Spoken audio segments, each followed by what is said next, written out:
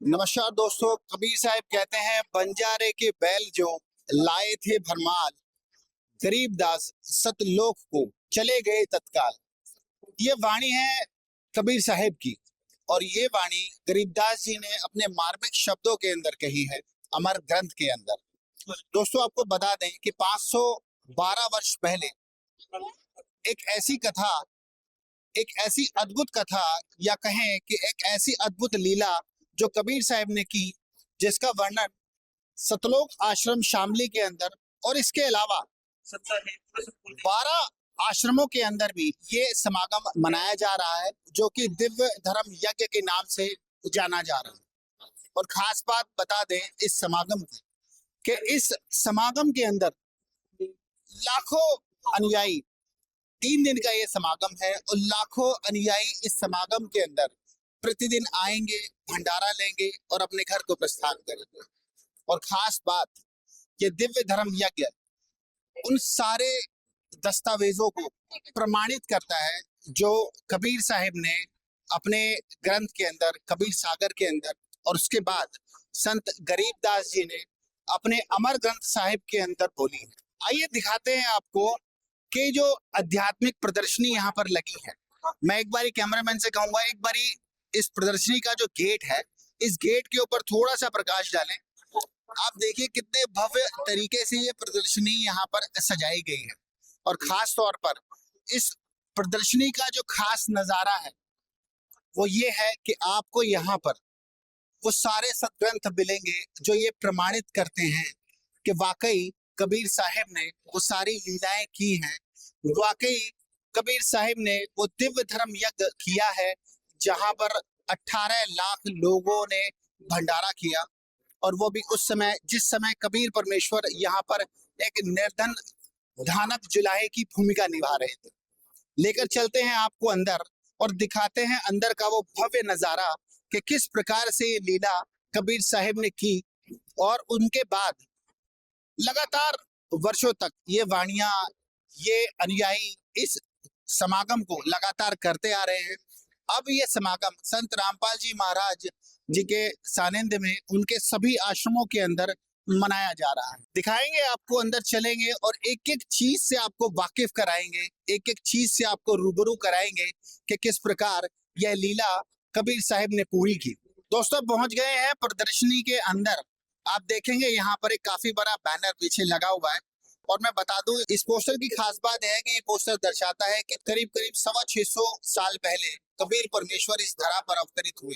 छोटी उम्र में ही उन्होंने अपने ज्ञान से सभी धर्म गुरुओं के छक्के छुड़ा दिए। उनसे परेशान होकर सभी धर्म गुरुओं ने मिलकर एक षड्यंत्र रचा कि किस प्रकार कबीर साहब को फंसाया जाए और उनको मजबूर कर दिया जाए कि वो काशी छोड़कर चले जाएं। ये देखिए, यहाँ पर सारे के सारे धर्मगुरु खड़े हुए हैं, और ये एक षड्यंत्र जो सबने मिलकर रचा कि किस प्रकार कबीर साहब को लोगों के सामने, जनता के सामने अपमानित किया जाए, उनको मजबूर किया जाए कि वो काशी छोड़कर चले जाएं। हमारे साथ यहाँ पर गाइड भी है, आइए जानते हैं इनसे भी कि इस सारी बातों के अंदर कितनी सच्चाई है। जो हमारे कबीर परमेश्वर थे, कबीर साहिब जी, तो उनके शिष्य थे राजा सिकंदर लोधी, दिल्ली के बादशाह। तो उनके पीर थे ये, मतलब शेख तकी जी। तो ये परमात्मा कबीर जी से ईर्ष्या करते थे, घृणा करते थे। तो उसी के कारण इन्होंने ये षड्यंत्र रचा, झूठी चिट्ठी छपवाकर उनके नाम। आपने देखा, यहाँ पर गाइड ने भी यही हमें बताया कि किस प्रकार कबीर साहब को एक षड्यंत्र के अंदर फंसाकर उन्हें इतना मजबूर कर देना चाहते थे शेख तकी कि वो काशी छोड़कर चले जाएं। लेकिन कहते हैं कि परमात्मा का कार्य, उस ईश्वर का कार्य कुछ अलग ही होता है। उन्होंने अपनी लीला कैसे आगे बढ़ाई। हमारे साथ में एक और गाइड है। जैसे आपने हमारी बहन ने बताया यहाँ पे कि शेख तकी जो थे पीर, उन्होंने झूठी चिट्ठी डाल दी थी, तो यहाँ पे सिकंदर लोधी के पास पहुंचे थे, फिर दर्शाया गया। दोस्तों, आपने देखा, आप दिखाते हैं, थोड़ा सा आप लेकर चलते हैं, स्टोरी को आगे बढ़ाते हैं। बड़ी ही इंटरेस्टिंग स्टोरी ये होने वाली है। स्टोरी कहें या इसको सत्य कथा कहें, मैं कहूंगा कैमरामैन से एक बार फिर से दिखाएंगे कि वो जो चिट्ठी थी वो जगह जगह जो है शेख तकी के कहने पर सभी धर्म गुरुओं तक पहुंचाई गई।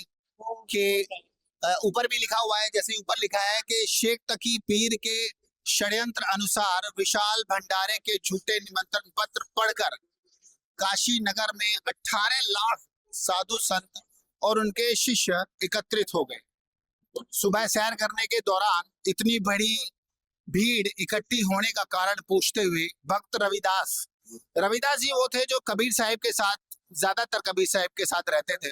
यहाँ पर ये वो बैल हैं जो कहते हैं कि कबीर साहिब जी ने दूसरा रूप बनाया केशव का। आप ये देख रहे हैं जो सामने जो एक स्टैचू लगा हुआ है, ये केशव हैं जो कबीर साहिब जी ने अपना दूसरा रूप बनाया। और बाकी ये जो बैल हैं 9 लाख बैल जो वहां से लेकर आए। बड़ी अद्भुत कथा है। थोड़ा सा आगे बढ़ेंगे, देखेंगे यहाँ पर आप ये देख रहे हैं दृश्य, ये जो है सतलोक से जल आया था, क्योंकि काशी में भंडारा किया गया था 600 साल पहले पुराना। तो सब हम भंडारा पाते तो हमें पानी की अवश्य जरूरत पड़ती है, तो इसी रूप में भंडारे आए थे। तो वहां से भंडारा किया गया तो सतलोक से जलाया था, जो कि कभी खराब नहीं होता। जो भी पीता वो वाह वाह करता है, इतना मीठा शीतल जल कहाँ से आया? ये हमारे कभी परमात्मा से सतलोक से चलकर आया, सत से आया। Wow, so amazing. मतलब जो जल है, जो कहते हैं गंगा जल है, वो भी सतलोक से आया।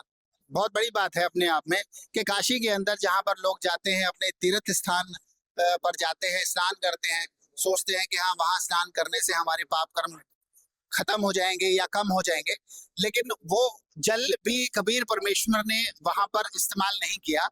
जो साधुगण वहां पर आए थे उनके इस्तेमाल करने के लिए उन्होंने जो जल भी है वो भी वो सीधा सतलोक से ही उन्होंने वहां पे नीचे उतारा। अभी आगे देखिए यहाँ पर ये भंडारा चालू हो गया है। देखिए किस प्रकार से यहाँ काफी संख्या के अंदर काफी श्रद्धालुगण भंडारा ले रहे हैं यहाँ पर। और ये वो एक अद्भुत दिव्य धर्म यज्ञ है। वाकई अपने आप में इसको कह सकते हैं कि हाँ ये दिव्य धर्म यज्ञ है। और बता दें आपको कि इस भंडारे के अंदर सबसे जो खास बात थी वो क्या थी? भंडारा करने के बाद जाने वाले श्रद्धालुओं को प्रत्येक बार सोने की अशर्फी यानी कि सोने की मोहर और एक दोहर मतलब जैसे कोई कीमती शाल या कोई कीमती लोई वगैरह कहें उसको, और सूखा सीधा मतलब चावल, आटा, शक्कर, घी आदि बांटते हुए केशव बंजारा के रूप में कबीर साहिब जी। थोड़ा सा आगे लेकर चलते हैं आपको। ये इंटरेस्टिंग एक स्टोरी है, एक सत्य कथा है। और यहाँ पर देखिए इंटरेस्टिंग सा अमेजिंग सा दृश्य है। ये गेट बना हुआ है और इस पूरे प्रकरण को देखने के लिए दिल्ली के बादशाह सिकंदर लोदी जी कबीर परमेश्वर जी से मिलने आए थे उनकी कुटिया पर। ये कबीर परमेश्वर जी ने एक लीला रची। वो एक तरफ तो वहां भंडारे के अंदर खड़े होकर सबको भंडारा भी वितरित कर रहे हैं, गोल्ड कॉइन भी बांट रहे हैं, शॉल भी उनको, कीमती शॉल भी उनको प्रोवाइड करा रहे हैं। और दूसरी तरफ वो कुटिया के अंदर बैठकर रविदास जी के साथ में वो लीला कर रहे हैं कि उनको कुछ पता नहीं है। पूर्णतः वो दर्शा रहे हैं कि यदि हमारे ऊपर कोई संकट आता है तो संकट के समय में हमें उस ईश्वर को ही याद रखना चाहिए। बढ़ाते हैं स्टोरी को आगे। अभी देखिए यहाँ पर क्या है कि यहाँ पर कुटिया का दरवाजा खुलता है और कबीर परमेश्वर जी अपनी कुटिया के बाहर आते हैं और बड़ा ही इंटरेस्टिंग और अमेजिंग सा एक फोटो यहाँ पर लगा है। आप देखिए ऊपर कि चवर जो है वो अपने आप हो रहा है। जैसे कबीर साहिब कुटिया से बाहर आते हैं, अपने आप एक सुंदर सा मुकुट कबीर परमेश्वर जी के सिर पर आता है और चवर अपने आप चवर आता है और अपने आप चवर होने लगता है। चलते हैं अगले बैनर की तरफ, अगली लॉबी की तरफ। यहाँ पर आप देखिए कि यहाँ पर पूरी लीला को देखकर सिकंदर लोदी दिल्ली के बादशाह कबीर परमेश्वर से बहुत ज्यादा प्रभावित होते हैं और दंडवत प्रणाम कबीर परमेश्वर को करते हैं। उसके बाद वो उनको अपने हाथी के ऊपर, उनका रथ सजा है, आप सामने देख रहे हैं कि कबीर परमेश्वर जी बैठे हुए हैं और पीछे दिल्ली के सिकंदर लोधी वो चवर कर रहे हैं बैठकर। उनके साथ में रविदास जी भी हैं और वो उनको हाथी पर बिठाकर ले जा रहे हैं आगे उस लीला को दिखाने जहां पर कबीर परमेश्वर जी अपने दूसरे रूप केशव के रूप में वहां पर खड़े हैं और सबको भंडारा प्राप्त करवा रहे हैं। अपने हाथ से गोल्ड कॉइन, एक मोहर और एक दोहर जिसको एक कीमती शॉल कहें वो दे रहे हैं। अगले बैनर के अंदर ये दर्शाया गया है कि किस प्रकार से कबीर परमेश्वर जी अपने ही स्वरूप केशव के सामने बैठते हैं और वहां पर सभी लोगों के सामने वो गोष्ठी होती है उनकी। ऊपर एक बैनर भी लगा हुआ है छोटा सा, मैं आपको पढ़ के सुना दूं। कबीर परमेश्वर जी अपनी प्यारी आत्माओं को सतलोक की जानकारी देने के लिए परमेश्वर कबीर बंदी छोड़ अपने ही दूसरे स्वरूप केशव बंजारे के साथ ज्ञान चर्चा करते हुए और भंडारा जीमने के बाद सत्संग सुनते हुए साधु संत और आम जनता। नेक्स्ट पोस्टर में आप देखिए यहाँ पर कि जैसे ये लीला खत्म होती है उसके बाद में कबीर बंजारा जी लीलामय स्वरूप परमेश्वर कबीर साहिब जी के अंदर समा जाते हैं। यानी कि कहें कि जो लीला थी वो यहाँ पर समाप्त होती है। 18 लाख लोगों ने यह भंडारा जीमा कबीर परमेश्वर जी से दीक्षा प्राप्त की और उसके बाद जब वो चलने के लिए तैयार हुए तो वहां पर एक अद्भुत लीला जो देखने को मिली। जो वहां पर लोग उपस्थित थे उन्होंने एक अद्भुत लीला देखी कि वो केशव बंजारा जो सतलोक से 9 लाख बैलों के ऊपर भंडारा लेकर आए थे वो कबीर परमेश्वर जी के अंदर समा गए। ये इस बात को जाहिर करता है कि कबीर परमेश्वर जी ही वो केशव बंजारा थे जो 9 लाख बालक यानी कि बैलों के ऊपर भंडारा लेकर आए और 18 लाख लोगों को वो मनमोहक भंडारा, वो दिव्य धर्म यज्ञ संपूर्ण किया। और वही दिव्य धर्म यज्ञ आज संत रामपाल जी महाराज के सानिध्य में उनके आश्रमों के अंदर, उनके तमाम आश्रमों के अंदर ये भंडारा 3 दिवसीय प्रोग्राम चल रहा है। और यहाँ पर देखिए मेरे पीछे, मैं कैमरामैन से कहूंगा एक बार और फोकस कीजिएगा कि 3 दिवसीय विशाल भंडारा समापन के बाद बैलों और बंजारे के रूप में पृथ्वी पर आए सतलोक के हंस गंगा नदी। उस समय क्या हुआ कि जैसे ही वो निकले नदी का जल स्तर एकदम से बहुत नीचे हो गया था। पार करके वापस सतलोक को जाते हुए दिखाया गया, जो कि आप सामने देख रहे हैं कि किस प्रकार से ये बैल नदी क्रॉस कर रहे हैं। और उस समय ये अद्भुत लीला सब लोगों ने देखी और इस लीला को देखकर सब लोग आश्चर्यचकित भी हुए कि परमात्मा कबीर साहिब जी ने 3 दिवसीय भंडारा वहां पर सभी लोगों को जिमाया और ये लीला संपूर्ण करके अपने सतलोक को वापस चले गए।